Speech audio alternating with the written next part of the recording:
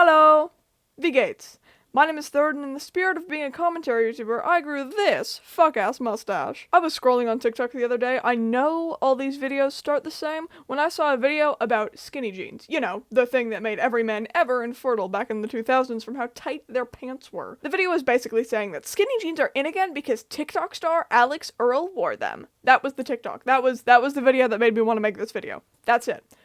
I'm pulling at straws here, guys. I really miss internet drama that nobody cares about. No, but seriously, this TikTok confused me a lot, cause like, why do we care about what Alex Earl wore? I mean, I don't mean that in any disrespect, even though she is, like, not a good person, I'm pretty sure, but I consider myself pretty chronically online, and I've never heard of this girl in my life. According to Wikipedia, she's the it girl of TikTok, so, you know, you'd think that I'd have at least heard of her name by now. Dolly Parton is an it girl, I think. I don't know what the definition of an it girl is, but you know who's heard of her?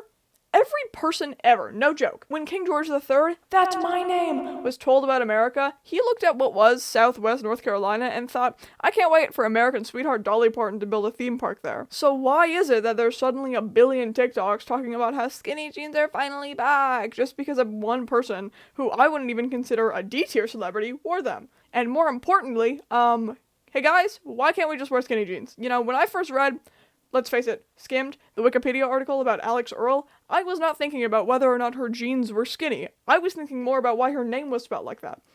And if she genuine shit herself. Well, I don't really know why Alex Earl is the one that is the commander and the general and, I don't know, lieutenant of these trends. I do know why we care so much, and that is conformity. It's conformity, obviously. If you've, like, been to high school and stepped foot in an English class, then you've probably been forced to read short stories or long stories or perchance medium stories about conformity. I'm willing to bet that a lot of these stories went in ear and out the other, because if they didn't, a lot less people would care so much about keeping up with these frankly impossible to keep up with trends. So in order to, like, reinstate all these things that you might have forgotten from your, I don't know, 9th or 10th grade English class, I'm gonna sit here and talk for, like, 10 minutes.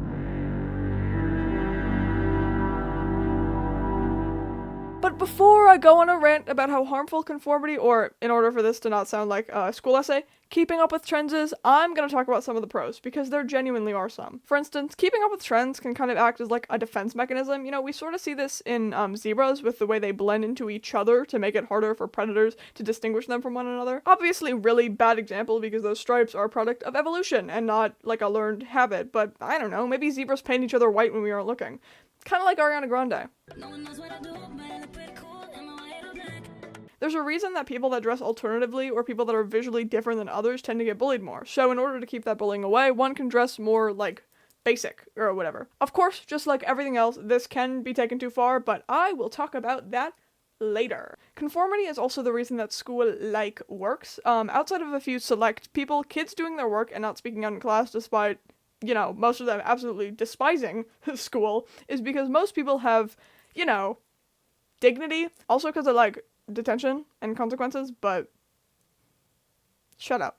Anyway, there are obviously going to be exceptions to this rule, and in my observations, those exceptions tend to be the more popular kids. Kids that tried their damnedest to get over 100 on the pacer in elementary school. Kids who got praised for everything they did and were loved by a large majority of the student body, or at least the parts that they care about. Conformity in following trends is a learned behavior. We can see that in kids like this. They didn't learn to conform or be worried about what other people think, for the most part, after doing something embarrassing, because they never had to. Everything they ever did was, for the most part, cheered on, even if they did the same things as the so-called weird kid. A present-day example of this is kind of the way people type. I've noticed an ongoing trend of people abbreviating everything when they type to the point where it's a little bit difficult to read. Not, like, hard. It isn't not readable. It's just a little bit more difficult to, like, understand what you're saying. You know what I mean? The online term that's used for typing like this is called, not joking, Ganglish. And I don't really know why, but what I do know is that it is a modern day typing quirk. That's what it is. If you aren't already aware, a typing quirk is a form of typing where you replace some letters with symbols. And that's like a very general definition. It's not like only that, you know what I mean? Like replacing O's with zeros or E's with threes. My favorite example of this is Homestuck, but it is a lot more known for being associated with weird gay kids. Those are your Dream SMP watchers, your your neo-pronoun users, your that symbol combo triggers me people. Typing quirks were bullied back when they were widely spread in 2020, and yet some of the popular kids in school that were bullying them are now the users of the ganglish typing quirk. Not to say that that typing quirk isn't also bullied on account of do, re, mi, fa, sol, la, ti, do, but it's a little ironic to me that it's, like, being used by the same people who probably bullied the weird gay kids, you feel?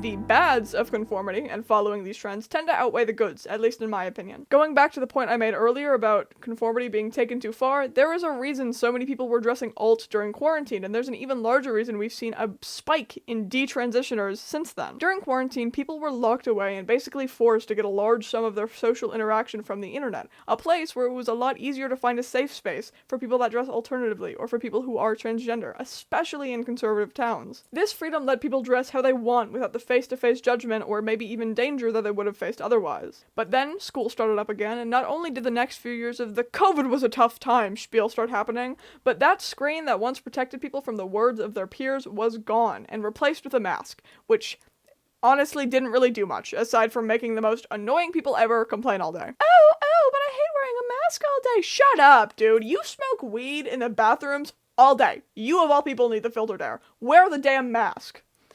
And take some normal pills while you're at it, bud. After school and back in session, more and more people slowly started to stop dressing alternatively throughout the years. And more trans people detransitioned.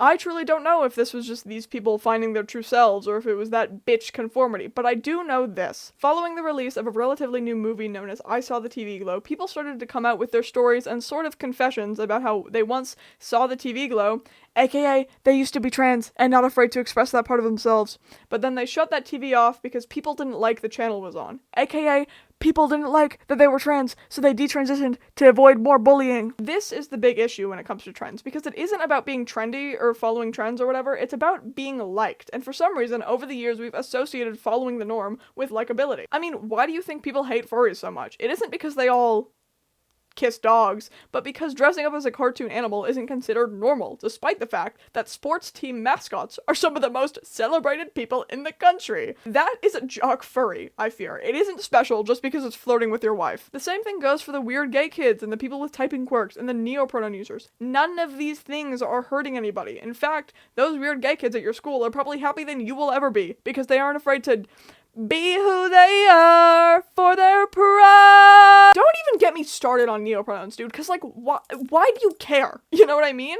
Oh, they make the trans community look like a joke. I want you to look me in my eyes and tell me that transphobes are transphobic because some people use cat self pronouns. Where is your sense of whimsy and joy and wonder? Where did it go? Go play Infinite Nikki, maybe you'll find it. Not sponsored, I just play that game a lot. Moving on, it is nearing the holiday season, and that means if you celebrate a holiday that involves gifts, people are starting to make wish lists. That's to be expected. However, what I didn't expect was for hundreds of videos to be published saying, girls, what are we getting for Christmas this year? Are we suddenly a hive mind? Like, I get not knowing what you want for Christmas or your birthday. Trust me. I understand. But guys, we are feeding into the statement that all girls are the same. In fact, I've noticed an influx of people on TikTok making being a girl seem like being airheaded and pink. The whole I'm just a girl and letting him do all the big man work while I color and girl math. Especially girl math. Girl math pisses me off so much. Girl math is essentially a term that means bad or dumb math so that you can like buy more shit. Are you guys aware that there's a gender gap in schools?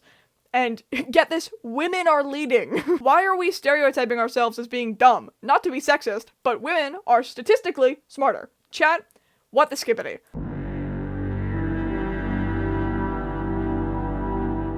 Trends are very quick moving, and oftentimes that leads to a person buying some item because of a trend. Let's say a clothing item, only for that trend to die out within a week and for the clothing item to be of no use to them, trend-wise. But clothes are unfortunately expensive, and that means your average Joe isn't really going to be able to buy these trends as they come and go due to how quick they move. Except I'm lying, because there are these fun, kind of new websites and apps that mass produce these trending clothes with shitty materials for very, very cheap. It's your Temu, your Shine, your AliExpress, and although it is good for people with a lower income to have options that don't break the bank, it is important to recognize that a lot of rich people buy from these stores, and those stores are not good, like, morally. But why aren't they good morally, you may be yelling at your screen? Well, not only does the production of these cheap garments put emissions into the air, but most clothes end up in landfills, like 92 million tons a year. Like the ton that's TONNE, and means 1,000 kilograms!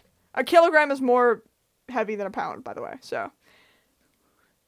Ooh. However, it unfortunately isn't just the waste that's the problem with fast fashion. No, there's also an ethical element to it. To put it simply, the reason that stores like Temu, for example, are able to make product that is so cheap is because they underpay their workers, like a lot. More or less, they use slave labor to produce cheap product at a cheap manufacturing cost so that they can sell you a fucking, I don't know, mattress for $1.99. These products, at least for Temu, are largely outsourced from China, where sometimes forced labor is a-okay. It's a little bit of a weird conversation to have, though, because America has relied on forced labor from other countries for years. Some of the biggest and most profitable companies in this country use it. I'm talking Apple, Tesla. Though, are we really surprised by Tesla? It's Elon, guys, come on.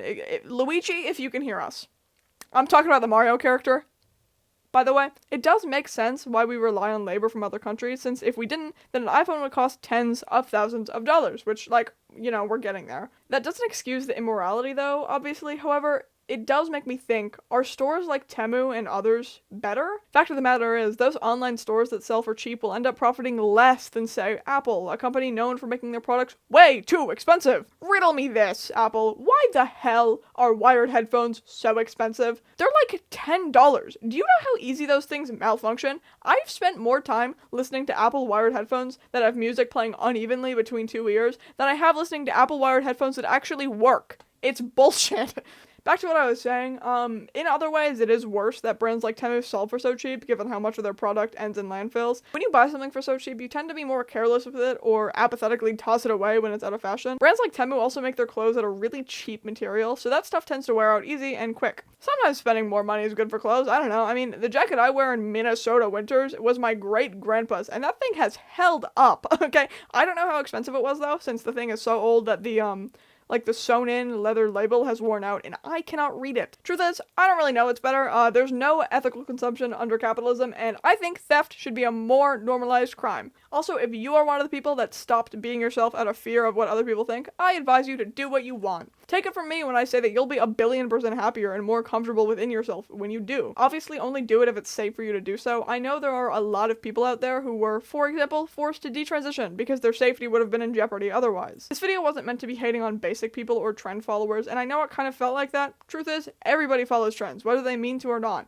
Do you really think I cared about what Colleen Ballinger was up to when I made that video? No, I didn't, not at all. But until I'm at Markiplier level fame, I unfortunately cannot make videos about whatever I want, whenever I want. If I were, I would make so many videos about Pokemon. You think I talk fast now? Just wait till I'm talking about something that I've been interested in for my whole life. Just wait. Anyway, if you enjoyed this video, then you should totally subscribe. That would be so cool and awesome and cool. Alright, you are all great. My name is Third. Guten, bye. Can you believe that person saying goodbye in German incorrectly? Jesus. It's actually an inside joke. You're at the end of the video now, so I'm allowed to just talk and talk and talk. I love remnant Pokemon figures so much. I have like 30 on not on my desk. I have like 30 on my PC, which you can't see, but on my PC. And I got Snom recently. I was kind of upset at first, because I don't really like getting the Pikachu ones, because they're like basic, and I, first of all, bought 2 boxes. Both of them were Pikachu. Stupid. But then I wasn't upset, because I got Snom. Look how tiny this thing is, dude. It's the size of my thumb. Smaller, even. Dude, I love Pokemon. You can see that. I got that for my birthday, which was on December 4th. And I posted a community note, and none of you, well, like 2 of you commented, but none of you commented. None of you saw it. Bullshit. Fake fans. I'm kidding. I don't really care. If you're seeing this, 7 days after it's posted, then Merry Christmas! Go, and if you're watching this on Christmas, go hang out with your family. Or don't. I don't know. I can't really control it. Okay. I'm gonna end the video now. Bye-bye! Bye-bye! Bye-bye!